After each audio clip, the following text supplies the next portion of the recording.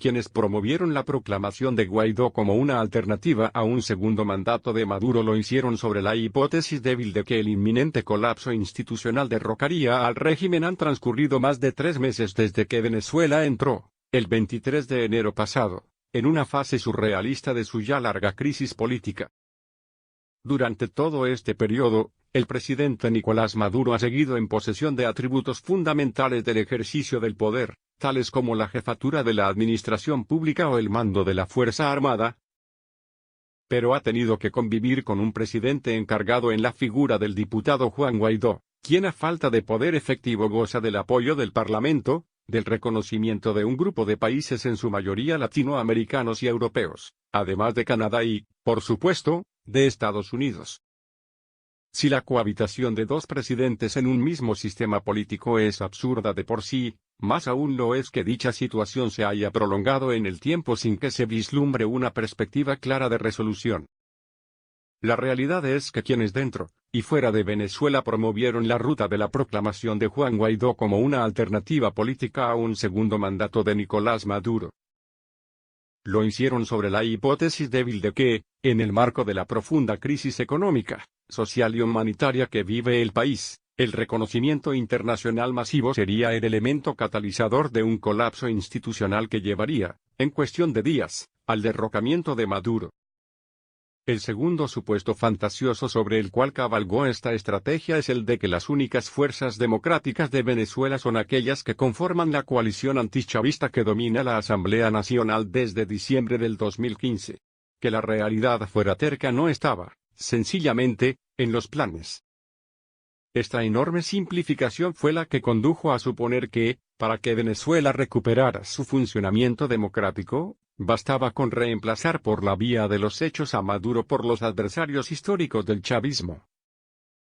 Sin tomar en cuenta los contenciosos que minan la posibilidad de una coexistencia democrática en Venezuela mucho antes de que se viera sumida en la terrible crisis actual. Finalmente, suponer que en un país donde la veneración patriótica del libertador Simón Bolívar es un elemento fundacional de la nación y de su fuerza armada, una solución consensual podía surgir del candidato preferido e incondicionalmente apoyado por el gobierno de Estados Unidos, es simplemente desconocer la historia de América Latina. Porque otra dura realidad es que no habrá solución a la desesperante situación económica y social en la cual estamos sumidos los venezolanos mientras no recuperemos nuestra capacidad institucional de generar políticas públicas. Pensar seriamente en una alternativa política efectiva para Venezuela es hoy más que nunca un imperativo moral. Hemos sido muchos en señalar que el origen y la responsabilidad de la crisis recaen sobre la irracionalidad económica del gobierno de Maduro. Pero una vez dicho eso, es cierto también que el conflicto entre la Asamblea Nacional y el Ejecutivo generan desde 2016 un vacío jurídico que impide el normal desenvolvimiento de la economía nacional. Y que a partir de agosto de 2017 las sanciones financieras impuestas por Estados Unidos impiden el acceso del país y de nuestra industria petrolera al financiamiento internacional. Desde enero de 2019, el gobierno de Estados Unidos inició una nueva escalada de sanciones que busca abiertamente asfixiar al gobierno venezolano, impidiéndole comercializar petróleo y congelando los activos públicos venezolanos en el exterior. El problema evidente con este postulado es que asfixiar a un gobierno es un eufemismo para asfixiar a un país entero con el propósito de que el sufrimiento precipite un cambio político. Y mientras que el sufrimiento nos impactará sin duda alguna tarde o temprano, el cambio político, como hemos podido constatarlo a lo largo de estos 3 meses, no deja de ser una hipótesis de trabajo. El primer paso para pensar dicha alternativa es zafarnos de la camisa de fuerza que nos impone la polarización política. Si bien la división entre chavismo y antichavismo sigue siendo pertinente para valorar las sensibilidades políticas, el pueblo venezolano es abrumadoramente partidario de la democracia como sistema de gobierno, y de la coexistencia y el diálogo como métodos para dirimir las diferencias. Quienes conciben la política como una guerra en la cual la victoria consiste en la eliminación del adversario son, sin lugar a duda, minorías fanáticas y ruidosas, pero minorías al fin. Tal vez para sorpresa de quienes observan la política venezolana desde la distancia, la inmensa mayoría de los referentes políticos del chavismo y del antichavismo además de los liderazgos de la sociedad civil. Somos partidarios del diálogo como vía para superar la crisis, además de ser perfectamente conscientes del peligro inminente de desintegración que enfrenta nuestra sociedad.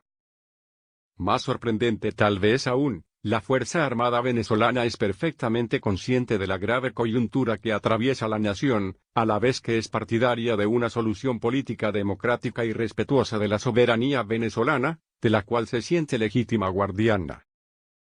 Incurren en error de apreciación quienes la perciben como una guardia pretoriana de Maduro y, sobre ese supuesto, se dedican a insultarla.